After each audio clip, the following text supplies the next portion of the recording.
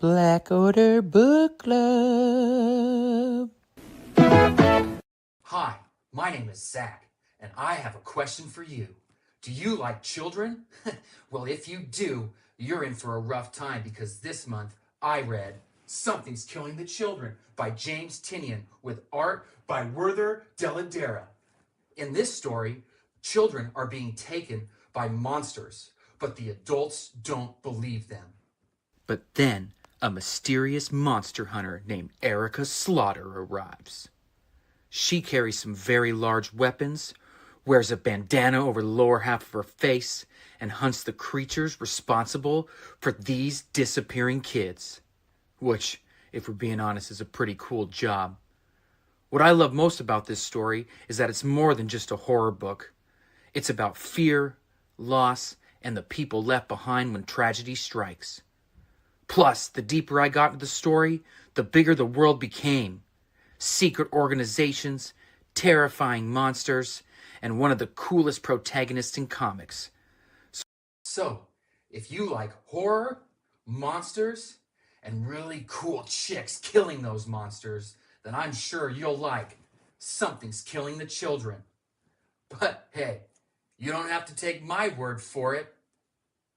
What's that? Ah! All right, welcome back to another Black Order Comic Club, Black Order Book Club's live stream. This month we did Something's Killing the Children. I personally read Volume 1, Volume 2 of the deluxe hardcovers, and then just finished this week the House of Slaughter Butcher's Trilogy. Absolutely enjoyed all three of those. So very excited about that. Very excited to have everybody here in the chat today. What's up, everybody in the chat? But now the real cool people that we get to talk to, the folks that are my guests this month, we got 4 people. We're upgrading. We're getting better. All right. So numero uno, my man from the Black Order Book Club, Steve the Voice. What's up, Steve? G'day. Yes. G'day. Go, How you doing there, Erica. bud? Excellent. We're doing good up here in Canada. Love it. Very nice. Glad Very to nice. be here. Excited to have Thanks you for here. having me on, brother. Appreciate it. Oh, of course, man. Very excited to have you here. Next, we got one of my favorite people. Great guy, also OG of the Black Order Comic Club. Cisco. Ooh, nice. The Wolf of Wall Books himself. There he is. What's the white up, man. everyone? Sorry, I was kitted out. sharpening my knives and getting ready for this stream. Nice, dude. Let's Well, go. let me tell you, I can definitely conjure up some scary nightmare monsters for sure. I'm kind of a wuss, so you'll have plenty of monsters to fight here today, probably. All right. All right. Next, we got my boy Vigilante Comics. This is Zach right here. What's up, Zach? How you doing, buddy? Yeah. How's it going, brother? This is a live stream. I actually is this your cannot first live hear stream? anything. Oh, we can't hear anything? Oh, is this can you hear me? Can you hear me? On the phone. He's going to have to go drop out and come back in because that's usually what you got to do, fix it. Yep, drop out, come back in. Okay, we'll get Zach back, dude. Yeah, All right, I now had to let's do bring the him same aboard. thing right before. I know. Dang Streamlabs, dude. It's the worst. But hey, let's bring in my boy Tony Gross, Mr. Comic Verse himself. Got the black bandana on. Okay, here we go. There we go. Let's go. What's up, Tony? How you doing today, man? Pretty good. I seen the Wolf of Wall Books have his white mask on. I said, "Hey, I can actually sport my mask for a change." Let's go. That's awesome. Heck yeah, dude. Okay, let's see if we can get Zach back in here. Add to stage. Hey, Boom. I'm back. Hey, can you hear us? Yeah. Yes, it Oh. worked. See? Zach, turn your phone sideways. Oh, okay. No, that doesn't do it. Oh, There's is your, some stupid setting in there that you your have to camera's Yeah, locked. exactly setting. I know I don't really do streams much. It's all right. Yeah, Well, is this your first one? Yeah, this is my first stream. I've only done Zoom calls with the club. do. Let's go. Let's go. First stream. Welcome to it, brother. Welcome to it. Thank Hopefully it you. won't be Trial by live. fire, dude. Technical difficulties. I love that. How it works. That's usually how it goes. All right, so hey, just to bring these up here onto the screen, let me move everybody. Whoa, where's everybody? Where's everybody? Where'd everybody go? There we go. Technology. Hey, we're live, pal. So this is what I read here. This is book 1, book 2, and where is it? Right here. House of Slaughter, the Butcher trilogy. All absolutely awesome books. Absolutely had a blast with all 3 of them. Before I get into asking you guys some questions, I'll just say I am not a huge horror person, period. I don't like horror films. Horror films scare the living daylights out of me. And so horror books, I would assume, were probably going to follow suit until I got this off of a Whatnot Dings and Dents stream with Panelbound Comics. Shout outs to them. Not a paid sponsor, but got this because I was hearing what all the hype was about, and then read this in one sitting as soon as it got here because I just couldn't put it down. Usually love James Tinian's work, and this is no different. Like, just gripped me, pulled me in, and I was hooked. And yeah, literally read it in like 4 hours. So really, really excited to talk about this with you guys today. So let's get into it here real quick. Let's start with Steve, since you're right underneath me. Give me some of your overall thoughts and maybe some of your expectations that you had that versus the reality once you read it. Well, I've read James Tynan's books before, but on this one, I wasn't sure where he was going to go with it as far as being in horror, because I talked to him personally at Fan Expo, and I was asking him what his favorite books were, and he says back in the 70s he liked the horror books that were available then. So this one wasn't quite what I expected because it's kind of a slow build to it. It was more of a thriller than a straight up horror book. And it was kind of funny how he throws himself in the book too, because he does that with a lot of his stuff. So like the very first page, one of the characters right there is him as a kid, right? Oh yeah, looks just like him. Yeah, he's got the glasses. He does that. He throws himself in these stories. But yeah, it wasn't anything I expected. So I was absolutely loved it. It just drew me in the way that he writes. And the horror didn't really happen till later on in the book. But my God, when it happened, it just built up and grabbed you. So I was absolutely thrilled with it. Yeah, nice. What about you, Cisco? Well, I went in with zero expectations. This was coming out when a lot of books were really being hyped, and I was hearing a lot of good stuff about like the first 2 issues of this one. So I picked it up and started reading, and I got addicted right away. I really, really loved the story. I myself, when I first picked it up as well, I didn't read much horror books. That was starting to become a big trend in comics, and I was like, I'm a traditionalist, but I read this one and I loved it. I was amazed. I was amazed at the world that he crafted and what you come into, and how mature it is. It's definitely a mature book with mature content and very well written. I loved it. Got addicted right away. And I've read from the start all the way till now. I have it in my pull list, and I get it every week. And I won't read them till I get the trade paperback. I don't even want to touch the actual first prints. I love that. And what was the book that you were showing us? What was that? The Oh, graded book that you were showing us? Oh, it's not a graded book. This one was just Oh, one of the Dan Quintana covers. yeah, it's so sick. Yeah, that was another That's cool. thing that really got me addicted to this book was, man, the artwork on the covers and the different artists that they've had. Jenny Frizen killed a lot of the early covers, and that was another big selling point. I was trying to pick up all the variants. Hell yeah, I love that. That's awesome. Zach, what about you, man? Yeah, it's just Cisco's been the one telling me to get on this book. It's been one of the best series, he always says. And I haven't read anything from James Tynion before. But recently I read The World Tree by him, the first trade, and his writing is just so good. He's really great at, like, reading his comic feels like a movie almost. Like, just the thriller and suspense. So Something's Killing the Children is a really good horror. I don't know. It's hard to describe, but I'm loving it so far. I only read the first 12 issues, and there's a lot more for me to read, Yeah, that was me before I got volume 2. I was waiting for the deluxe volume 2 to get here, so I was like chomping at the bit, dying to try and keep reading because it's just like you said, yeah, so much fun. I love that. Tony, what about you, man? What are your thoughts? What were you expecting? I heard you talk about this the other night on Matt's stream, but love to hear you talk about it again because it was a great story. Yeah. So when Something's Killing the Children came out, I wasn't collecting comics. I actually, at the end of 2015, after Secret Wars, I said, you know what? I'm done. I'm not going to do it anymore. I was just collecting back issues, but I've always been a horror fan since I was a little kid. Scary movies, all that stuff. I always loved that stuff. But I started watching channels like Comics with Bueller and stuff like that, and Something's Killing the Children started popping up. And I started hearing about the plot, and I was like, that is a really engaging plot. I like that idea. And I just walked in, right before COVID, I walked into a comic book store in Jonesboro. They had like issues 8 and 9, so I picked them up, and I was going into the story to issue 8 and 9, so it kind of confused me. So I went to another store and talked to my buddy. I went, what can you tell me about Something's Killing the Children? He immediately walked over, grabbed the trade paperback, said, here, buy this. It was the first trade. He said, buy it. I said, I don't know. He said, buy it, and if you don't like it, I'll give you your money back. So I went back the next time I see him. I said, dude, I need all the back issues. I literally started picking them up. And I've been a fan ever since, dude. I haven't skipped an issue. And I mean, I've got them all the way up to current. I need to get first prints of 1 and 7, but that's cool.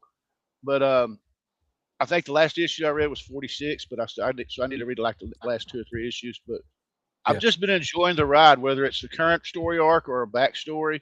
The art, the storytelling is great, and the story also got me to read some of Tinian's other stuff, like Nice House on the Lake and Wind. So I mean, it's pretty cool. I've thoroughly enjoyed it. I love that. Heck yeah. Yeah, I agree. Like, I couldn't get enough of this thing once I started reading it. Now, like what I was talking with Steve about before we got on today, before we kind of got in there, like this one, I was like I was really confused about like the hierarchies of stuff and like what all the colors of the mask meant. And this helped me so much just understand the world a lot more that like I kind of want to go back now and read volume 1 again, knowing all of that, and it'll probably just give me a whole different perspective. Yeah, the Book of Butcher is like almost like an encyclopedia for that. It's actually really helpful. Yeah.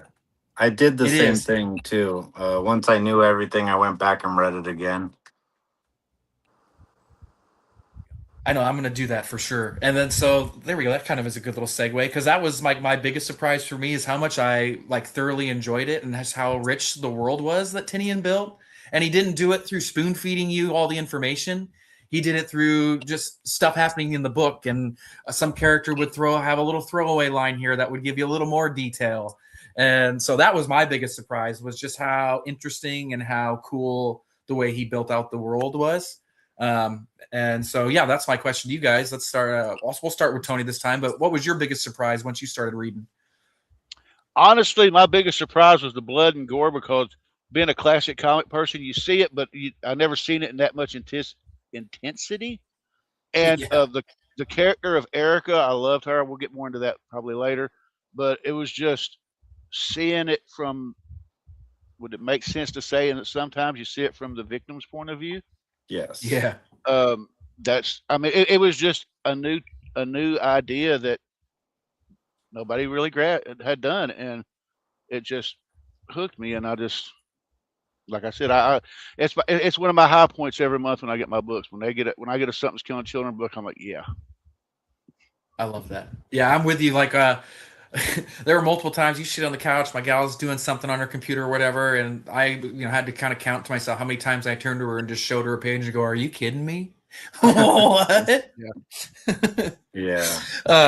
Because I had to do it a lot. I mean, there's just they do not hold back. There's nothing left to your imagination when it comes to the gore and how they show kids getting killed.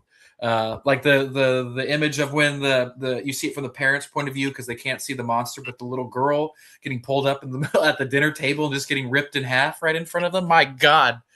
I mean, that was literally my reaction. But anyways, before I get on my tangent of how much I hate scary stuff, Zach, what do you think, man? What was your biggest surprise? Honestly, yeah, the gore too. Just within the first and second issue, it shows kids getting ripped in half and blood everywhere, and it's just surprising because I don't read a lot of horror either, so I don't open my DC book and see that often, Right.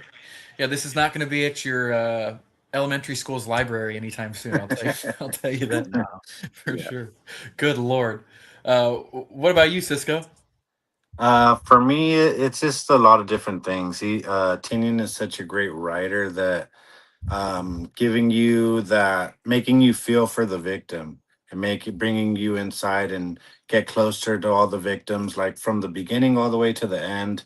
There's always like people that are mixed in there that are victims, and you start like gravitating towards them and feeling for them. And I think that's why a lot of people love Erica, because she was a victim, and she has a whole story where it she goes full circle, I guess you could say.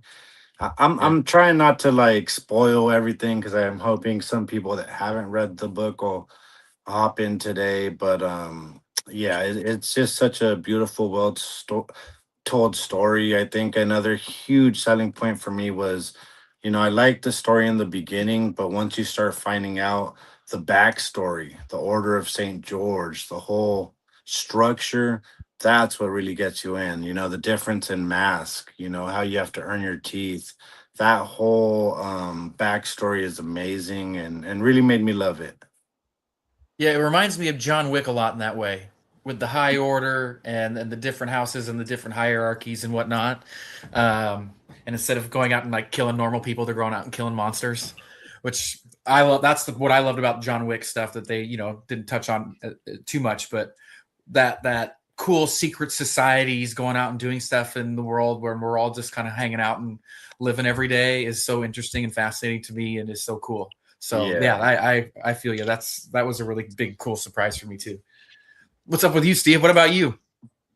Well, the gore and stuff didn't surprise me. I've been reading horror books my whole life. That's my jam. I love horror books. So the part that did surprise me though was just how he built the world up, like Game of Thrones. Like, don't fall in love with any bloody character, man, because it's the same Right. kind of idea. You get loving some Yeah. of these characters, and then boom, just like that, they're gone. You're like, holy crap. So it's a page turner. It really grabs you, and I like the way he builds it. Like the stories are almost cliffhangers at the end. So he just kind of ends it, and you're sitting there going, just like at an end of a TV episode, you're like, shit. Now you want to see the Yeah. next one, right? Like immediately. Yeah. And you're like, now I got to wait Yeah. weeks for the next one to come out, for Christ's sakes. Yeah, because like I finished the first volume and I'm thinking, oh, nice. She and the little dude here, they're gonna go off. They're gonna start killing monsters and stuff together, and then he doesn't show up again. And I'm like, Nope. wait, where'd he go? Where's he at, dude? But yeah, that's what was I gonna say? Yeah, it's just really, really, really cool how it was shaped like a show, because like I saw Yeah. the news that it was being picked up to be a show. I'm not sure if it's animated or not. I can't remember if it's live action or animated, They're but supposed to do both. oh, that's Yeah, I really don't know. cool. Yeah. But And so like when I was reading it, I was like looking at it and like go, oh, this would make a really cool show. And you have like your prototypical police chief or like head sheriff and stuff that starts out, and you're thinking, oh, this guy, okay, cool, something cool is going to happen with this type of character, because it usually happens in these types of stories, right? Psych. They usually are the ones that get their ass kicked the most by the bad guy in it, like the sheriff in the second volume here, or the head cop guy. They're just bumbling fools through this whole thing, and they you root for them, but they're fighting a losing battle every single time. So that was a kind of a cool, just interesting thing for me too. But let's see what I got. Favorite characters. Ooh, okay. So I'm sure Erica's probably everybody's favorite character. She's my favorite character. So we can talk about Erica for a second. We'll get into her more a little bit after this, but I'd love to hear your favorite character besides Erica. So let's see. Cisco, who's your favorite character besides Erica? I have a couple of favorites. I think Cecilia is one of my favorites. That's why I got the white mask. She's so ruthless, and that's what I love about this story. It's not like everybody's on the same road and the same mentality. Some are ruthless and don't give a shit, and they will do whatever it takes at any means whatsoever. And Cecilia is one of the top badasses, while Erica's genuinely cares about people. She was a victim. She wants to save people. She doesn't want to see people hurt. And she's very human. While Cecilia, in a way, she's like a monster. That's why if you ever Yeah. look at the story and you see her eyes, she almost has like these kind of monstrous eyes. Because she may be a human, but she has the teeth, and she's ready to do what it takes, no matter whose head she got to rip off.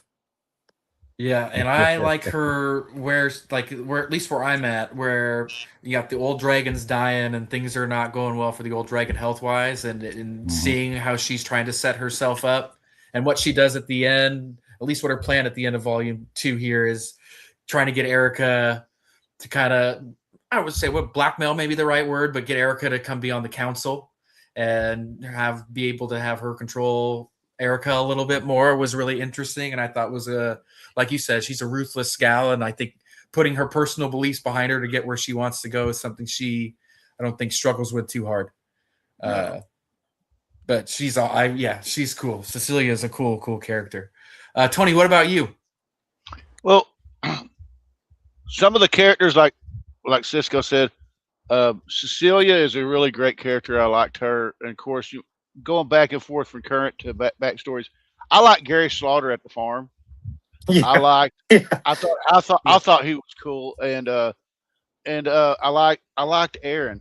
To me, those earlier issues with Aaron, between Erica and Aaron, you get the sense of like they're almost like brother and sister, and I could just imagine somebody looking at Aaron going, "What's going on with Jessica? Oh, she's doing something stupid again." But he it's like one of those things where he wanted to throttle her, but he loved her like a brother sister like thing, where he was trying to help her, but at the same time he didn't want to get in trouble with the order. And then you got crazy people like Cutter. Yeah, and love Cutter. I'm really looking forward to seeing her again. But and it's just and then some of the little supporting characters. I wish I could remember the kids' names. The little girl from issue 1, where she's like, "Hey," and she's sitting in the wagon. I mean, in the wagon with the eye patch on. Yeah. Yeah. So I mean, I even like the totem. Yes, the totem. Oh, the little octopus. Yeah. Octo. That little bastard. A monster trapped in it. Yeah. See, that's more of that world building where it's just like, wait, what? When you read that, you're like, that is freaking awesome. I love and you that. learn why their messed up eyeballs are the way they are. Yes. The bear. Yeah, and I loved Aaron too, Tony, and I really liked in the Butcher stuff how it really fleshed him out, and you really got to know him more and got to really just see who he was a lot more. And it's a really tragic character, to be honest with you. Like, it's really sad. And I really, really like. I will definitely be reading this again because it really. I don't know. I just. It was really cool to see. I always like those guys on the run kind of stories that like. This is probably going to end with them in like a shootout or something where they're probably going to die in some really crazy Sunny on the Crossway kind of way. And it was just really, really good. And I really liked, I keep saying it over and over again, but really like how it fleshed out everybody that I was having questions about reading the main story, which was pretty cool. Let's see. Tony, what about you, man? Who was your favorite character besides Erica? Oh, you start with me? Well, it would be Aaron. Oh, did I say Tony? I meant to say Steve. Yeah. My bad, Steve. I just said, look at me go. Yeah. Steve. Tony's going to go again. How many more guys you like? How many more you want to go? Let's go twice. I neglected to mention Jessica, but okay. Let's move to Steve. Yeah, Jessica's pretty cool too. Yeah. Cutter, she's a ruthless. Yeah. Oh, boy. I like Big Gary because he's a teacher. Yep. Big Gary, dude. I like his style. Like, he's a huge freaking imposing mofo, but he's just like a big old teddy bear, especially with Erica, right? Because the two of them go way back, and he's been helping her and coaching her all along. And I'm a big fan of him. I know. I maybe hate Cutter big time. Let me tell you. Sociopath. When she came in. Oh yeah, because he reminded me a lot of like David Harbour in Stranger Things. Like, he reminded me of Hopper. And that, like you just said, the big burly guy who's a big teddy bear, and can teach you how to murder and kill monsters. I think when you get joined with a monster, though, it kind of brings out the personality worse than what it was before. So if you're already ruthless to start with, and then once you're paired with the monster, it just goes right off the deep end. Cutter's story, always lying to you and talking. Cutter, I loved how it showed her like at the airport and on the plane, and like the whole time she's just such an asshole. I loved how they're like building her up. Yeah, exactly. Yeah, I read all of her stuff with a British accent and just that pompous, high society British, just yes, give me my tea. Don't touch my dolly. You know, that kind of just. Yes, yes. And then Oh God. but it was Oh, I really got cool that to image in see my the head. more she got it was cool to see the more she got separated from the doll, how more like unchained and unhinged she got. Yeah. And I was just gonna get this is gonna get bad. This is gonna get really bad. Yeah, This is gonna get They kidnapped her dolly. Don't touch the doll. Don't talk to the doll. Don't touch ask her. about the doll. I loved it. That if they ever make a movie on something that's killing the children, that's all I want to see. I want to see the whole Cutter saga because it's just beautiful. Yeah, I agree. Zach, what about you, man? I haven't met a lot of other characters. You know, I've seen a little bit of Aaron. I've seen a little bit of Cecilia. I think that's with the white mask and the white short hair. Mhm. Yeah. Aaron was cool, but I forgot someone else just said. I think Tony, the octopus, was really cool character. I want to know more about what's going on with the octopus. Especially Yes. that one issue when the cop is at her door and it's that like orange ghost looking tentacle. Yeah, it's in the back. Yeah. Yeah. He Yeah. can see it. So I'm really interested in that. And he keeps talking smack with her, like, you know. I know he's a little asshole. Yeah. He's I'm gonna kill that octopus. but I love, like, you know, when in a lot of the, you know, when your hero has some sort of little sidekick like that, right? They're usually there to help, and to have one that's like is not as much of a help and is a little piece of shit. Yeah. Is this a really cool, interesting dynamic that throws that trope kind of on its head a little bit? And yeah, like when she tells the kids, like, don't listen to him. You don't want to listen to that guy. Don't listen to a word he says. Because if I'm like in this situation and the one who I think, okay, this lady can save me, I watched her kill things, okay, is telling me not to listen to her little thing that she has like by her side all the time. Like, wait, what are you talking about? Why? What the hell? Yeah. It's awesome. I love it. Yeah. That's Once- cool, man. Hey, Once go you for it, get to the ritual, you'll understand more about them, the totems. yes. Yeah, with what Big Gary does. Yeah. Yeah. Yeah. There's a whole reading too. Yeah, there's a whole cool thing with the rituals. There's a couple different types of rituals, I guess, because there's a one in this as well from, you know, when you're Right. moving from one house to the next house. That's really, Right. Yeah. really cool. So yeah, hey, that's a great little segue on rituals and whatever. Not really, but hey, let's talk about Erica Slaughter. Sure. So Sure. when I first joined the club and people were posting their covers, all I saw for days and days was covers of Erica Slaughter. And it was part of the reason why I was intrigued to, yes, you, sir, were one of those culprits for sure. But it was one of the Guilty as reasons I was charged. intrigued. I was intrigued to pick it up because I just saw it so much. And I thought this lady just has to be one of the most popular indie characters in the world right now. So my question to you guys is, why does she work so well? What about Erica has captured everybody and made her so popular? And why is she becoming, I think, one of the big time indie characters up there with, you know, the Invincibles and the Omni-Mans and stuff like that people talk about a ton. Steve, what are your thoughts? She hasn't lost her humanity like the rest of the freaking animals in the house.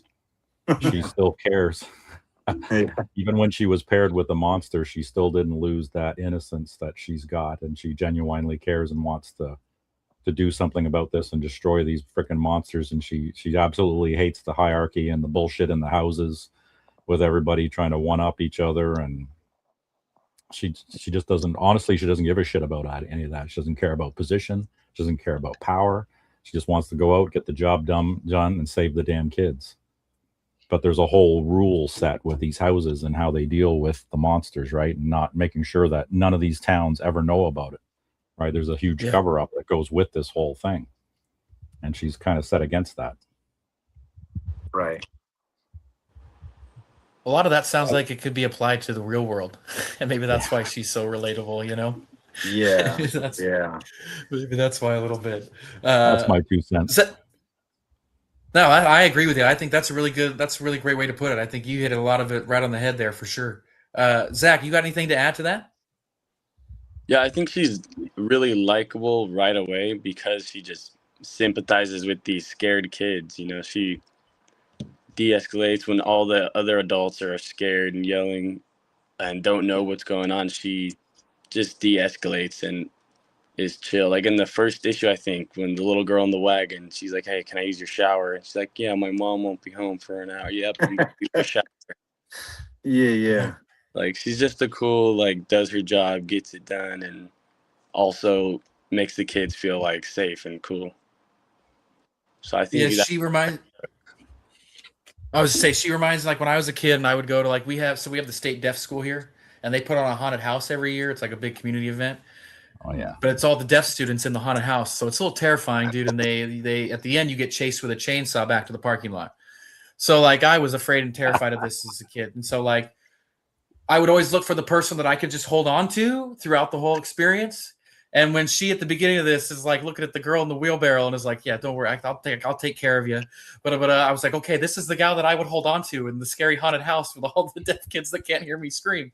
So I feel you. That's like it was something that I connected to with her right at the bat. It's like, oh, okay, I'm glad this is our protagonist. I feel safe with this lady. Yeah. But by the way, Deaf School Haunted House, phenomenal, but absolutely terrifying. Just would like That to put that out sounds- there as a side note. Excellent. It's I awesome. dig it. Tony, what about you, man? Well, I think Steve and the guys really hit on it. Erica, when you start reading the Archer's Peak saga, you get an idea. Erica sympathizes with the victims a lot. She does not care about adults or authority. She thumbs her nose at them because she just thinks they're being stupid. And the order itself, she doesn't agree with its practices and everything. And then when you start looking at the backstories, you find out why she's sympathetic, because she used to be one of them. So, and like Stephen said, she hasn't lost her humanity. She still gives, she cares. And she doesn't care about the mission or the order or the operations like Stephen says. She just wants to help these kids because nobody else either can or will. And the whole containment thing, yeah, you got your people that go in and do the job, and then you got your containment because you got this group that's willing to wipe out a whole dang town just to keep a secret. Yeah, Yeah, yeah. insane. Those secrets yeah, well are said. deadly, though. Those secrets are They are. deadly because Yeah. you can't let the rest of the world find out that there's those monsters, because those monsters grow off of the fear. What was That's it Tommy Lee? What was it Tommy Lee Jones said in First Men in Black? This world is always in peril, but the reason why these people go about their life is because they do not know about it. Exactly. Yep. Exactly. Yeah, And that's I think with Erica, sorry. Oh no, you're good. I was thinking Men in Black too, like the same kind of like, organization of the of how they keep things quiet and all that kind of stuff was. That's where my mind went to, was Men in Black, the cleanup crew. Yeah.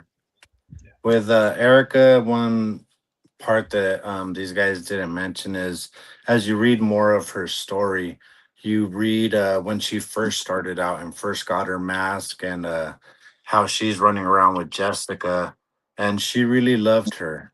And you get to start seeing Jessica as she's breaking down.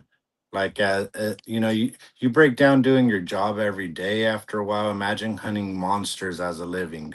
She starts Yeah. breaking down and deteriorating and losing it. And Erica's seeing it this whole time. Like, I don't know if you've gotten to the later issues, but she's the one, really like the mom, trying to tell her, like, hey, it's cold outside. You need to put on a jacket. Hey, you can't be drinking like that right now. Hey, what are you doing? And she sees her basically wither away in a way. And I think she carries that with her.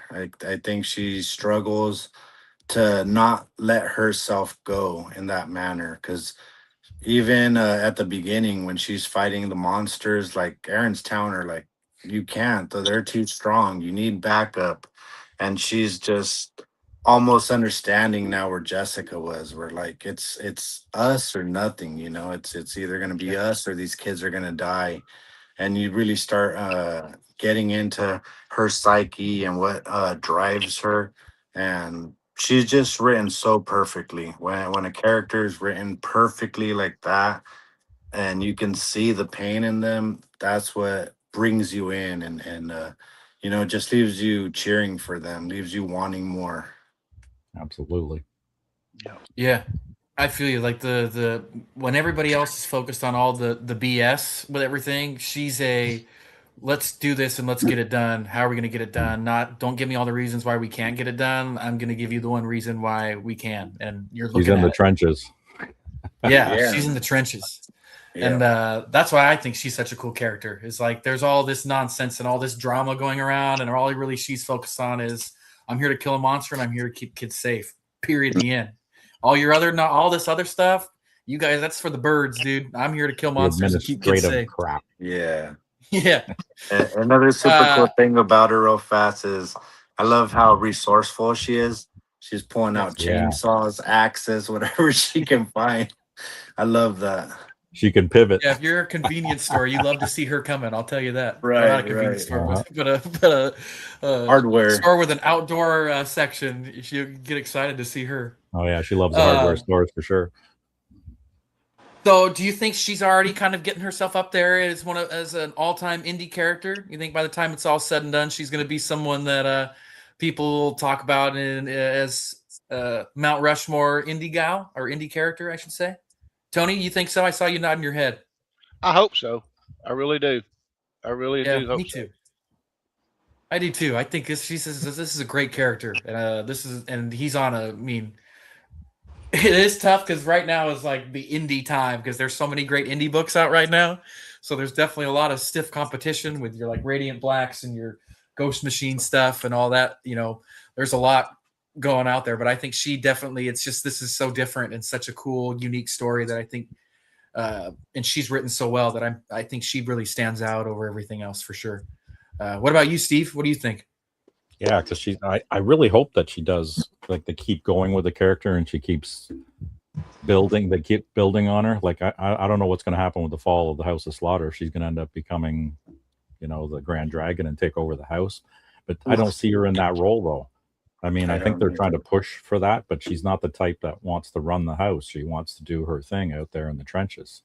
So I mean, that's somebody else's administrative job. But I think as a character, yeah, she could be built up. And you're right. There's lots of competition. You got Exquisite Corpses. There's the Yeah. Silver Coin as horror stories. But see, those horror stories, a lot of the ones that I've known as a kid, they're one shots. They're 2-3 issues. That's it. This is a whole freaking story building that they're doing with this. This is a horror story that's ongoing. We're up to what 40 issues. So, like Yeah. you guys have been saying, this hasn't been done before. Any horror books that I've ever read are short, right? But I hope they Dang, keep her we're almost going. to 50. Almost to 50 issues. Yeah. That's awesome. Yeah. Let's see. Cisco, what do you think, dude? Yeah, I mean, she's on my Mount Rushmore already. She Yeah. really is. I think she's become such a beloved character, and she has such a strong following. Like look at how many books that have been sold already, how many tons of variants are being sold, and like you said, this is an indie book. This isn't like DC or Marvel. So the fact that many people have gravitated towards just great storytelling and great stories without having to do a million tie-ins from other books, or Erica Slaughter fighting Invincible or something like that. Like Yeah. Yeah. she's selling books by herself Yep. and just continuing with an amazing story, and a lot of people are constantly coming in, and it's only growing, and one day she will definitely be one of the characters that people back on and be like, oh yeah, I remember Erica Slaughter. Yeah, I think that's a great point you make. She's selling it by herself. Like the only thing that Yeah. they've done is for a little crossover is that Swamp Thing is killing the children thing, right? That hasn't come out yet though, has It it? hasn't even come out yet. Yeah. I Yeah. mean, that's going to be cool. I can't wait to see that. Yeah. But like you said, like she's not going around like we don't see 50 variant covers with her and Spawn and Invincible and all this stuff, right? She's selling books Yeah. on her own. And I think that's a really great point that you're making. I think that's what you've definitely got a connection with your reader base and your audience for sure when they're buying it for her, which is really cool. Zach, what do you think, man? Yeah, I think she's already solidified herself as one of those indie characters now, especially with all this new indie stuff, you know, people getting more into Image Comics and all that. They're not like, oh, Erica Slaughter is new. I think they're already thinking Erica Slaughter is one of those characters. Yeah. But yeah, I think she has that iconic look. She has the mask and the blonde tank top, like everything. It's really iconic and recognizable. And I think she can be up there. Yeah, they killed it on the character designs. Yeah, it's Like, super simple, but 100%. it works. To get a little better segue than last time, like this is one of the things that I think makes this book unique and special and different is the designs of everything, from their main characters to the monsters to just like to all the different houses, the monster, the totems, all of it is so really well done and I think really well thought out. That I think it's something that definitely makes this book different and unique. Yeah, look at that. That is what I was segueing to. What makes this book different? Boom. Yeah, perfect So segue. I know. Look at that. And then Steve, you just had talked about this a little bit.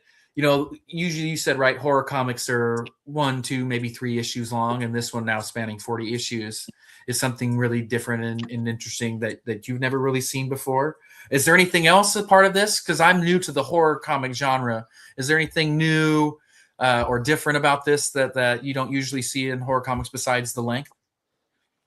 It's also the build up too, because some horror books are just loaded with the gore and the destruction of this stuff. This actually has a backstory to it because I was a fan of Grimm's ghost stories, and they particularly weren't well written back in the day. The painted covers were absolutely beautiful. That's what I gravitated for, but the stories were weak. Where this one has an incredibly strong story and world building, which has really grabbed my attention and surprised the hell out of me with this. Nice. Yeah, I feel that same. Ooh, we look at that. We got a good little chat here. I haven't done a good job with the chat. Look at me go. I just get too excited about having the convos, Thanks to shout outs to Cup of Comics, dude. Also a member of the Black Order Comic Club here. Says Erica Slaughter is a great character from design to personality to relationships with other characters. I feel ya. Paul, Absolutely. to no surprise, guys, says that Sydney Sweeney should play Erica in a movie. That's like, come on. Death, Taxes, and Paul championing Sydney Sweeney to play another role in a major motion picture film. Can't hate him for it, though. She was great this newest season of Euphoria, not going to lie. I can't deny that. Can't deny that. But she was playing a character that probably was a little closer to home. But anyways, I digress. Tony, what about you, man? What you think? What about this book makes it different and makes it unique and interesting to you? Well, I think it's all been touched on. The world building, the story. I mean, I heard about it from word of mouth and from friends. And being a fan of horror, the story just really got me. It was, like I've said before, it was a great concept that I've never seen before. And it just hooked into me and hasn't let me go. And I'm just captivated with, Erica's struggle to, get rid of all these monsters while trying to balance a normal life, if you could call it normal. And now having to deal with running from the order that trained her. So I mean, yeah. But overall, like you said, it's just I could read 20 comics a month and probably remember a few of them, but I do remember when I read Something That's Killing the Children because the story just grabs me. Well, I can tell you there is one actor for sure, and Mike O'Guy here said it, and I didn't mean to click it so soon, but there is one actor I think that could embody all of that, what you said. And Bruce, our own Kingdom of Nerds, Bruce should definitely play Erica Slaughter. He'd do a fantastic job. I see him more playing Jace. Yeah, he'd be a great Jace. We just got to cut off one of his hands. Yeah. Hey, he could probably do it, to be honest with you. I think he would do it. If you vote for him in the YouTube Streamer Awards or the YouTuber Awards that are coming up, he'll probably do it for you. Yeah. Ooh. Callie does not agree. 3 out of 10 fan cast. Disagree.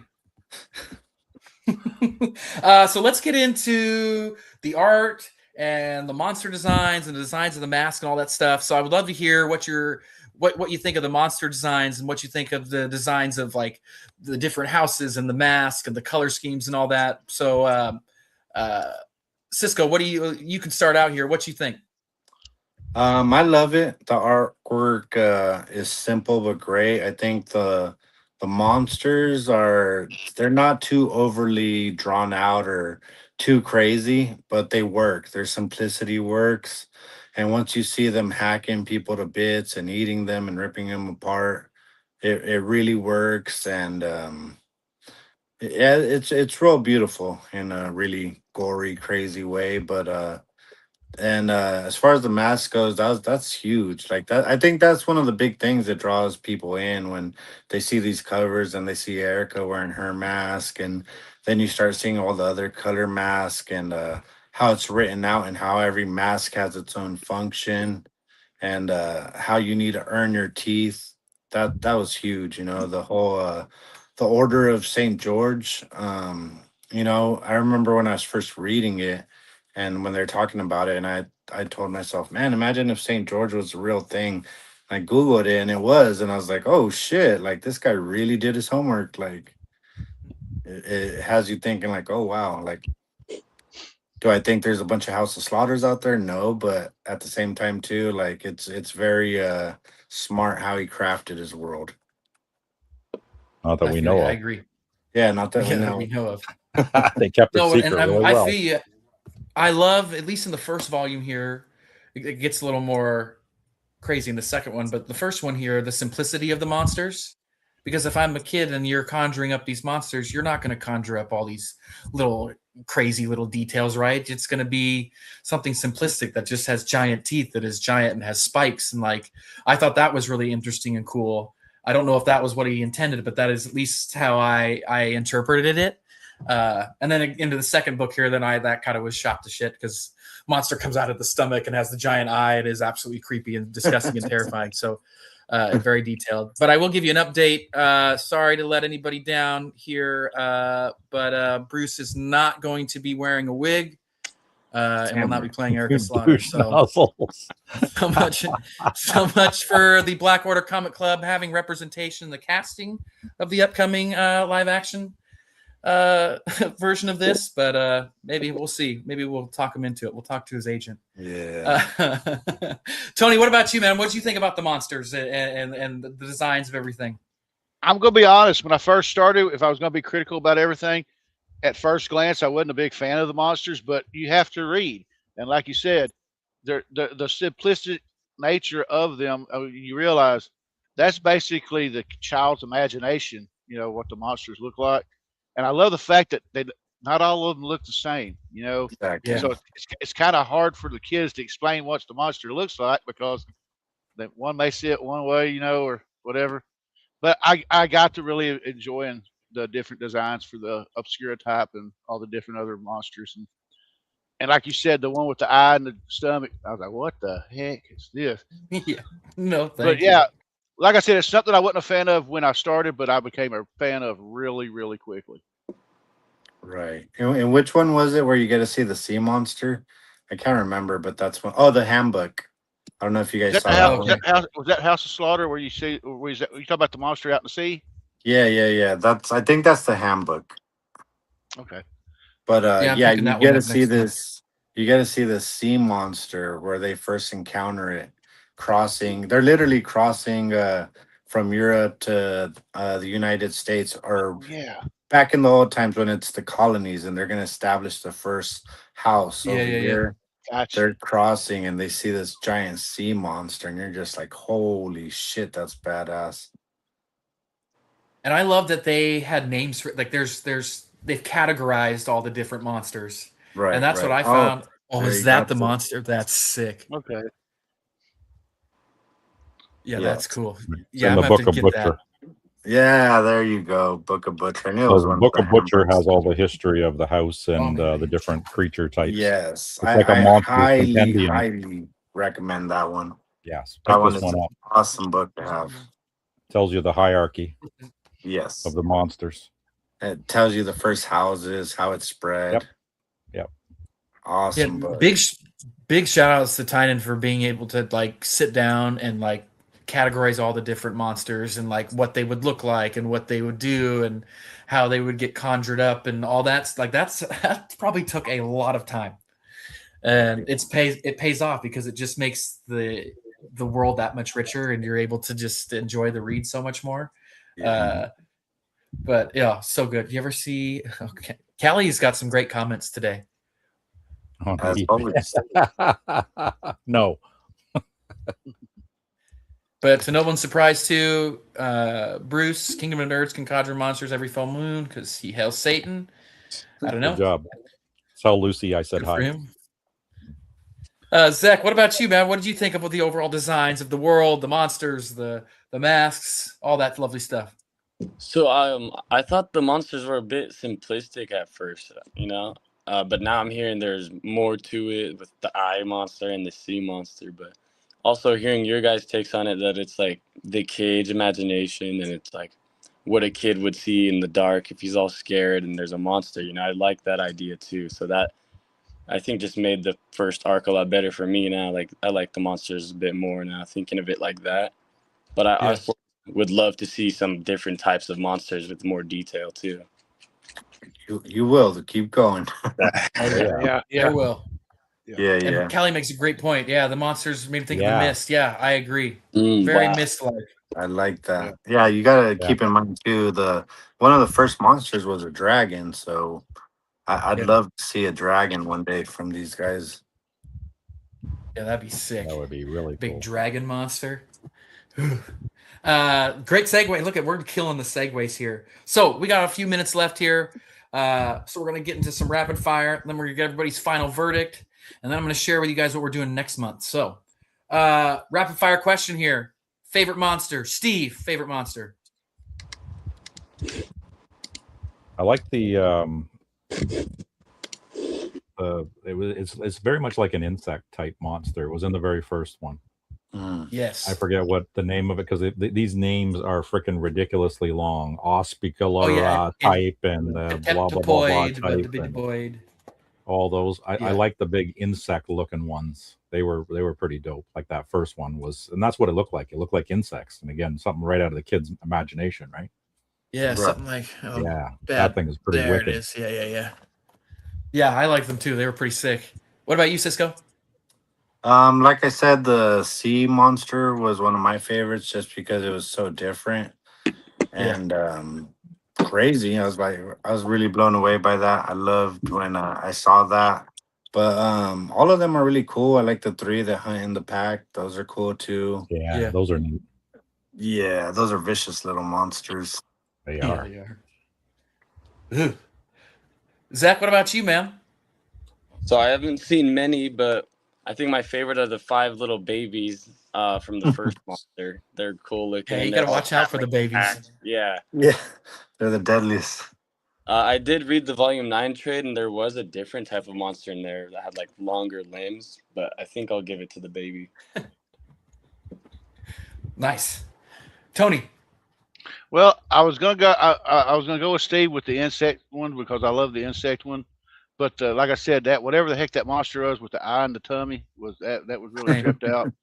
And then I kept getting when I heard sea monster. I don't have the Book of Butcher, so I need to get it. I was thinking of the story of House of Slaughter where the librarian or something went and was fighting that monster out in the open water. I found it, And Tony. It's called the Oculus. There you go. Yeah. Oh. I think, wasn't it the librarian that comes across and he's the one that first encounters? I believe so. Yeah, that first encounters the sea monster. Yeah. But yeah, I love that story too. I love that monster in there too. Yeah, yeah. Yeah, I'm a big fan of my favorite's the guy with the eye in the stomach and the giant teeth. That's absolutely terrifying. Because it starts out as like kind of like a creepy dude with a silhouette just standing like watching kids from afar, and that's like one of my just biggest fears, just seeing like creepy dudes just looking at kids playing. And Another awesome one was the clone. The one Yeah, that this Oh is yes, the clone. The Yeah, duplicitite. this is the yes, as the it gets duplicit. stronger, it yes, that's what it's called. Yeah, so it They're starts out as like doppelgangers this, and like changelings. Yeah. Yes, yes. that was. Ugh. I was like, oh shit! They threw me for a loop with that one. I wasn't expecting that one. Yeah. I know, and how Cutter put the mirrors around it, and then Yeah. it turned into what it feared the most, and it was Erica. Yeah, that was so Yeah, that fucking was- cool. Obscurite. Okay, here's a That's good the one one. I like. Yeah, There the it is. obscura tribe. Oh yes, those ones. Yeah, ugh, not a fan. Favorite death. Favorite death. So my favorite death is Aaron's death. Especially after reading the Butcher trilogy, I thought Aaron. I wish he would have stayed stayed longer, but he goes out like a G. So that's my favorite. Zach, what about you, man? Oh. I didn't know Aaron died. Oh, I liked him. He was in the Spoiler volume 9 alert. trade. I got like his backstory talking to Erica, and then he was so, he was cool. Favorite death. It's like Game of Thrones. Don't fall in love with any character. Rest Yeah, in I peace, heard Aaron. Favorite death. No one noticeable. Oh my gosh. Okay. Favorite death was the little wagon girl. She died in issue 0. Yeah. I read the first You did. 5 issues, and then I had to read the rest online, and issue 0 was online. And yeah, the girl in the blue mask, or the guy in the blue mask, I'm really interested in what's going on. Yeah, the emerald. yeah, the Emerald Mask, dude. Mhm. Yeah. All right. That's my favorite. Maybe this isn't the best question with spoilers, dude. So I'll continue down a little bit here. So let me ask this question, okay? Base thing here is you can see the monsters, okay? You're sitting in your house, you're having dinner. You have a steak knife sitting on your table. Monster comes in the room. You grabbing the steak knife to fight the monster, or are you running like hell and getting the hell out of there and hoping to God that it doesn't chase you? Steve. Oh, I'm grabbing the steak knife and going after that son of a bitch. He's in my house. He's not going. He's not leaving alive. Hell yeah, Steve. Because I'm running. I'm out. Hope Oh, to we're God gonna Erica make some Slaughter's cutlets out real. of that son of a bitch. You going on the barbecue? Oh wow. You too, Tony? You gonna take on the monster too? Oh yeah, I was sitting there when I heard when I was listening to Steve talk. I was sitting there thinking, whoa, Monster's got all mixed up. I'm not locked in here with him. He's locked in here with me. Exactly, like in Watchmen with Rorschach. Yeah. Yeah. Rorschach in the prison. Hell yeah. Hey, I'm running out the door screaming, Erica, where are you? Yeah, where are you, Erica, please? Get over here. Yeah, I I'm don't got my running. teeth yet. Sorry, I can't fight this Yeah. guy. I'm hiding. Hey, I got to go back to the favorite kill though. When they were in the high school, that was Oh, yeah. badass. When they're Oh, all yeah, locked in the yeah. high school, I was like, ooh. They're all, he's right there. He's all where? It starts Can't see ripping them apart. I love that like this the small town vibes of volume 1 here with the stuff happened at the high school. Like it was, I hate to use Stranger Things again as an example, but it just seemed to me like what the Duffer Brothers were wanting to write Stranger Things as is what this ended up being. Right. Because but I'm with you. Yeah, the stuff happening in the gym was insane, and just the whole way that was going to play out, and how the House of Slaughter came in and was going to do a bunch of stuff, and it just crazy. Where I was like, is this crazy? That It can only that go, caught me. That caught me Oh, go off ahead. guard. I was like, no way, they're just gonna start killing people in here. Yeah. Oh shit, was I wrong? Oh yeah. Yeah, right. Zach, are you said you're hiding? Yeah, I'm hiding. I'm running and hiding. All right. So let's see. I guess we matched the final verdict. So we rated 6 out of 6 gems here. So I gave all 3 of these. These were 6 out of 6 gems for me. This was fantastic, and I'm now going to start catching up with the trades and really get caught up on the series here. So 6 out of 6 gems for me for sure. What about? Let's go, Tony. What about you? No, I'd give it 6 out of 6. If I could give it 8 out of 6, I'd do that. Hell yeah. Zach, what about you? Since you're kind of the have Starting. read the least of us, everybody here. Yeah. I'm gonna say 6 out of 6. You know, this is a comic that I want to keep reading, and especially since it's so far ahead, like 48, I think. Yep, Yeah. Like 48. a lot to catch up on, and even the Book of Butcher and then the House of Slaughter. There's a lot to learn. Yeah, I'm excited to like learn more about everything that's going on. Yeah. So 6 out I of was 6. where you are a couple months ago. Yeah. Steve, what about you? I'm like Tony, 10 out of 6. Yep. Oh, I 15 out of feel you, 6. yeah. Yep. 20 out of 6. 100. I'll just give you 100 out of 6. Yeah, I'm Uh, 6. I'm 6 out of 6 as well. And you know, I'm gonna say the coolest thing about this, that what makes it so great, is I gave Zach the latest paperback, and it's basically the story from before with Jessica, and he started reading that, and that was able to get him into it. yeah. That really just, like Cisco was saying earlier, shows Erica at dealing with Jessica, you know, and how it shows how she really does care, and that she relates with these kids now because she was like going through that situation. She was like, just, yeah, I don't know. I love that. Yeah, the volume 9 trade got me right into reading it. Yeah, no, That's no wrong awesome. place to start. I love that. All right. Well, with that said, thank you guys for being here today. Let me pull myself back over here so I cover myself. I'm not you guys. So next month being July, I'm going to be leaving for a little while at the end of the month. Oh, that's sick. That's very cool, Cisco. In August. So I want to do something really cool for the month of July. We have a lot of members that are big fans of this character, and I am also a huge fan of this character. And this character being written in a different way right now is by this author is very, very popular. And so I wanted to go back to when he first started writing this character and start kind of seeing how much he's grown as an author. So for this month, the Blackwater Book Club is going to cover Scott Snyder's New 52 Batman. So there's all these different tiers that you can go here. We're only going to really cover the tier 1, the essentials, and you can read Court of Owls, 0 Year, whoops, come back, there we go, Death of the Family, and Endgame. Those pretty much kind of cover the run. And you don't have to read all of those. You can read just Court of Owls. You could read just Death of the Family. You can read just 0 Year. Bro. And we'll talk about all of it. Then here's tier 2. You can read the kind of the rest of the story arcs.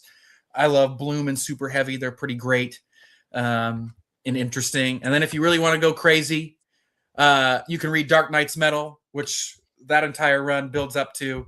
And then The Last Night on Earth is kind of Snyder and Capullo's kind of just little cherry on top of their New 52 run. So you don't have to read all of those. You can read any of those.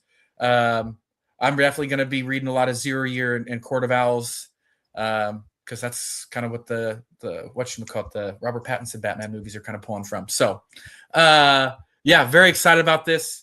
I got a video coming out this week. Very excited about that. Got that all I don't know if you want to say storyboarded and worked out yesterday with my video guy. So we're going to get that filmed and yeah, we'll have a couple shows and talk about some Batman. So shout out to Scott Snyder. He's one of my favorite authors, and just kind of want to see and look at his growth as a writer from when he wrote Black Mirror and the New 52 Batman to now him writing, Justice League and Absolute Batman and all that stuff. So, and it's a DC book, so hopefully Bruce is happy. Bruce is never happy, but he might be okay. I'm on a life's goal. I'm going to be like Oedipus rolling up the boulder, not Oedipus, but Cephas, whatever it is. The guy rolls up the boulder up the hill only for it to get rolled down. Yeah. But Honestly, someday we're gonna- that's a great pick. I thought you were going to go with Absolute Batman for a little bit. I was like, oh, no, too soon. But Yeah, not too the soon. New 52, awesome. Great choice. Great stories. Excited for that I one. appreciate it. Especially the Yeah, it Court should of be pretty Owls. cool. Oh, yeah. Yeah, Gotcha. Quarter Owls is great, and I love this how he does his Joker in this run, where he's kind of looked at as like a mythological figure and something that might have been around for a long time. So that he's kind of playing into with Absolute Batman here with the dragon stuff and then the monster Joker, and so it's really cool to kind of see those ideas kind of in this era that he's now kind of expanding upon and turning into something different with this Absolute Batman stuff. So yeah, that's what we got, boys. So thank you again for coming. I think this was a fun time and had a great discussion. This was really cool. Very cool stuff. So Thank you. Thank Thank you you guys for again the for coming. invite. Thank you. Yeah, this Yeah, is awesome. thank you. Can't wait for Batman. I know. We'll have you guys back for some Batman. Heck yeah.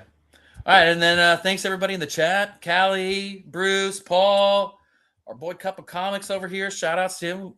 New 52 gotten back into comics. Same here. So good. And Callie's got half of that.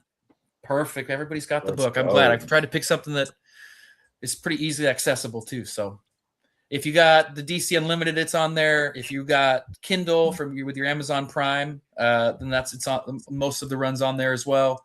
And then wherever Bruce gets all of his stuff for free on those gross websites. They give you all the viruses. Yeah. And then last thing before we leave, please check out blackordercomicclub.com. Get a bunch of info. We got some really great stuff coming up with the group. There's some announcements that'll be happening here in the next week or so. So please check out the website. Go check us out all on Instagram. Go check out all these great guys on Instagram and on their other YouTube shows. Tony, you want to promote your show later today? Yeah, well, I mean, I'm doing my hanging out with Grandpa Starscream at 10 Eastern, 9 Central. And basically, I'm going to be talking about last night I went and watched Supergirl. So I'm going to talk about that. And we're going to show off some of our Supergirl comics and talk about whatever else comes to mind. It's just a hangout. Cool. Nice. Very cool. Anybody else? Steve, you got something to promote? Tomorrow night, Dan and I are going to be on doing the Canadians on Comics, and we're going to talk about what we're going to be picking up this week. And you know, we'll have other guests and people coming on, but you know, we're going to talk Canadian. Yeah. All right, there. I love it, there, bud. And if I could, real fast. Yes, go for it, Cisco. Tuesday, I should be on Paul and the Amazing Friends, where we will have a huge announcement coming from the Black Order. Thank all these guys, everyone in the club, for everything that we've been putting together this past month.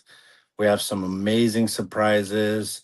I've been blown away by all the love, all the support, all the just amazing stuff going on behind the scenes with our club. You know, it's easy to say something, but it takes a lot more to be able to do it. And we are doing it. So everybody stay prepared. Beautiful. Beautiful. Perfect. Yeah, check that out, guys. There's some cool stuff really coming up. This is a really cool club to be a part of. Lots of really cool guys here that all share this love for comics, and we're going to use that to help some stuff. So yeah, stay tuned. Go check out Paul and the 619's show on Tuesday with Cisco. Anything else from anybody? Nope. Nothing? Cool. Great. Thank you all for coming. Thank you guys for coming. And yeah, we'll see you in Gotham City for some New 52 Batman next month. See you guys later. Thank you.